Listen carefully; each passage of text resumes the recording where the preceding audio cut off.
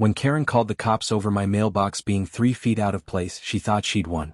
But her petty power trip was about to expose a shocking secret that would destroy her life, land her in handcuffs, and turn our entire neighborhood against her forever. Before watching full story, comment below from where you watching. Also like and subscribe for more stories.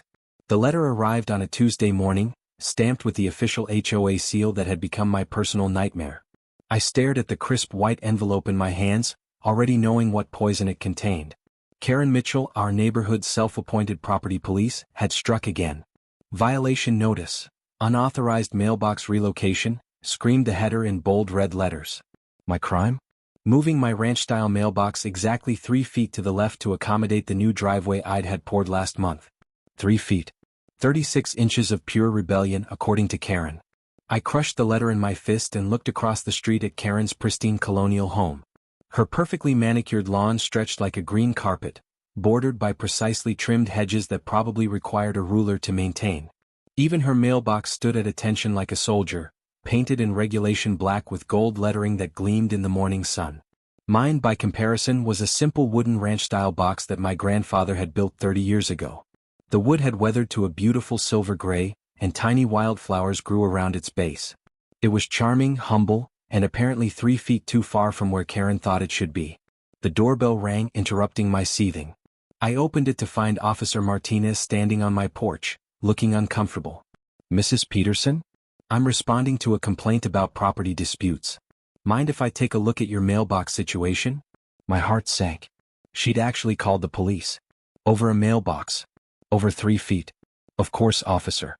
Though I should mention I have all the proper permits for my driveway work, and the Postal Service approved the mailbox relocation." Officer Martinez followed me to the mailbox, pulling out a small notepad. Across the street, I could see Karen's living room curtains twitching. She was watching, probably taking photos for her ever-growing file of neighborhood violations. "Ma'am, this appears to be a civil matter. The mailbox is clearly functional and accessible. I don't see any violations of city ordinances." He closed his notepad with a snap. However, the complainant was quite insistent that this was an emergency situation requiring immediate police intervention. An emergency? My mailbox was an emergency. "Officer, may I ask exactly what she told you?" He glanced at his notes. "Property destruction, unauthorized construction, and..." He paused, looking embarrassed. "Potential mail fraud." Mail fraud. Because I moved my mailbox 3 feet. After Officer Martinez left with a warning to Karen about filing false police reports, I sat on my porch steps and stared at the innocent mailbox that had somehow become the center of a war I never wanted to fight. But Karen had crossed a line. She'd brought law enforcement into a petty neighborhood dispute, wasted taxpayer resources, and tried to paint me as a criminal. Two could play this game. I spent the next week documenting everything. Every hostile encounter, every violation letter, every instance of Karen overstepping her authority as HOA president. I photographed her own property violations, the garden gnome that exceeded the decorative items size limit, the fence that was 6 inches taller than regulations allowed, the unauthorized addition of decorative shutters to her front windows. But I needed something bigger. Something that would show the entire neighborhood what kind of person we were dealing with. The opportunity came during the monthly HOA meeting. Karen stood at the front of the community center, her blonde hair perfectly styled, wearing a navy blazer that screamed authority. She clicked through a PowerPoint presentation titled, "Maintaining Community Standards." "As you can see," she said, pointing to a photo of my mailbox, "some residents believe they're above our carefully crafted guidelines. This mailbox violation is just the beginning. If we allow one person to ignore our rules, chaos will follow." Murmurs rippled through the crowd of 30 homeowners. I recognized the faces: the Johnsons who worked double shifts to afford their modest townhome, elderly Mr. Chin who could barely maintain his small garden anymore, the Rodriguez family with 3 kids who struggled to keep their lawn perfect while juggling work and school. Karen continued her presentation, showing photos of minor violations throughout the neighborhood. A trash can left out 12 hours too long. A child's bicycle in a front yard. A garden that had grown 6 inches beyond the approved planting area. She was building a case for stricter enforcement, higher fines, and more authority for herself. "Therefore," Karen announced, "I'm proposing new regulations that will give the HOA board the power to levy immediate fines without prior notice, and the authority to place liens on properties for repeated violations." The room fell silent. She was talking about the power to take people's homes over mailbox placement and overgrown gardens. I stood up slowly. I have a question, Karen. Her smile was ice cold. Of course, Mrs. Peterson. Though I should remind everyone that your mailbox violation remains unresolved. Actually, it doesn't. I have documentation here that my mailbox placement was approved by both the Postal Service and the City Planning Department. The HOA has no authority over federally regulated mail receptacles when they comply with postal guidelines. I pulled out the official letters I'd obtained through a week of bureaucratic navigation. Karen's confident expression flickered. Furthermore, I continued, I've been researching our HOA's legal standing, and I've discovered some interesting facts about property violations and selective enforcement.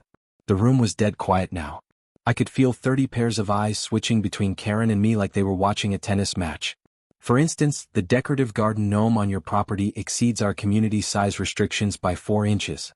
Your fence violates the height ordinance. And those lovely shutters you added last spring? They required architectural approval, which was never obtained. Karen's face had turned an alarming shade of red. Those are minor decorative elements. So was my mailbox placement. But you called the police on me for following federal postal regulations while you've been violating HOA rules for months. The crowd began to murmur. I could see heads nodding, people whispering to their neighbors. But that's not the most interesting thing I discovered, I continued, my voice carrying across the now silent room. Karen, could you explain to everyone why your property taxes are 30% lower than comparable homes in our neighborhood? The color drained from her face. That's private financial information. It's public record. Available to anyone who requests it from the county assessor. And what I found is fascinating. I pulled out another set of documents. Your property is assessed as a smaller square footage than it actually is. Specifically, your home addition from 2019, the one that expanded your kitchen and added the master bathroom, was never reported to the county assessor. Gasps echoed through the room. Property tax evasion was serious business. You've been underpaying your property taxes by approximately $4,000 per year while you've been harassing your neighbors over mailbox placement and garden sizes. Karen's mouth opened and closed like a fish out of water. The contractor was supposed to handle that paperwork? For 4 years? And during that time, you filed over 200 violation notices against your neighbors for infractions like leaving trash cans out past 7 a.m. and planting flowers in the wrong color scheme. The crowd was no longer murmuring. They were talking openly, voices rising in anger. Mrs. Johnson stood up, her face flushed with emotion. You fined us $200 because our son's birthday decorations stayed up for 3 days instead of 2, and you're cheating on your taxes? Mr. Chen's shaky voice carried from the back. You threatened to put a lien on my house because my roses grew over the sidewalk by 2 inches. The Rodriguez family's father stood up, his voice heavy with exhaustion. We work 16-hour days trying to keep up with your regulations while you're stealing from the county? Karen tried to regain control. Everyone needs to calm down. These are separate issues. No, they're not, I interrupted. They're about leadership, integrity, and fairness. You've appointed yourself judge and jury over this neighborhood while you've been breaking both HOA rules and county tax laws. That's when things got interesting. Maria Santos, a lawyer who lived on Oak Street, stood up with a grim expression. Karen, I need to inform you that as an HOA board member, your tax evasion could void our community's legal standing. If the county decides to investigate our HOA's management practices, every decision you've made as president could be called into question. The legal implications hit the room like a bomb. Every fine Karen had levied, every violation notice she'd issued, every rule she'd enforced could potentially be challenged in court.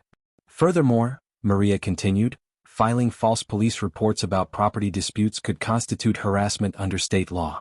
Mrs. Peterson, you might have grounds for a civil lawsuit. I hadn't planned on suing anyone. I just wanted to move my mailbox 3 feet and live in peace. But Karen had escalated this beyond reason, and now the entire neighborhood was paying the price for her power trip. I'm calling for an emergency vote, declared Tom Wilson, who lived next to the community park. I move that Karen Mitchell be removed as HOA president, effective immediately. Seconded, came a chorus of voices. Karen's carefully constructed authority crumbled in real time. The vote was 27-3. Only Karen herself and 2 of her closest allies voted against her removal. But the damage was already done. The county tax office, alerted by an anonymous tip, launched an investigation into Karen's property assessment. The state attorney general's office received a complaint about her harassment and false police reports. And the HOA's insurance company began reviewing every decision she'd made as president. 3 weeks later, I was watering my garden when a sheriff's deputy knocked on Karen's door across the street. She emerged in handcuffs, her face pale and drawn. Property tax evasion, filing false police reports, and misuse of HOA authority carried serious penalties. The local newspaper picked up the story, HOA president arrested after mailbox dispute exposes tax fraud. The irony wasn't lost on anyone. Karen's obsession with my 3-foot mailbox relocation had unraveled her entire life. The new HOA board, led by Maria Santos, implemented reasonable enforcement policies and reduced unnecessary regulations. The garden gnome size limit was eliminated. Trash can schedules became suggestions rather than rigid rules. Children were allowed to leave bikes in front yards. My mailbox stayed exactly where it was, 3 feet from its original location, surrounded by wildflowers, perfectly positioned to serve my new driveway. The Postal Service had never complained. The city had no issues. Only Karen had seen a problem where none existed. 6 months later, Karen's house went up for sale.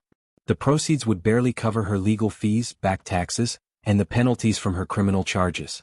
Her new home was a small apartment across town, far from any HOA jurisdiction. I learned later that 17 other neighborhoods had filed complaints against Karen for similar harassment when she'd lived in previous communities. She'd been driven out of each one, carrying her petty tyranny from place to place until she finally picked the wrong fight with the wrong person.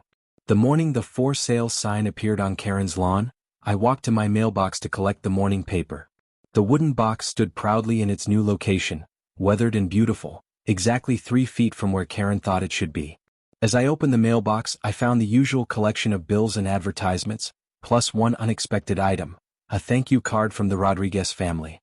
"Thank you for standing up to the neighborhood bully," it read. "Our kids can finally play in the front yard without fear."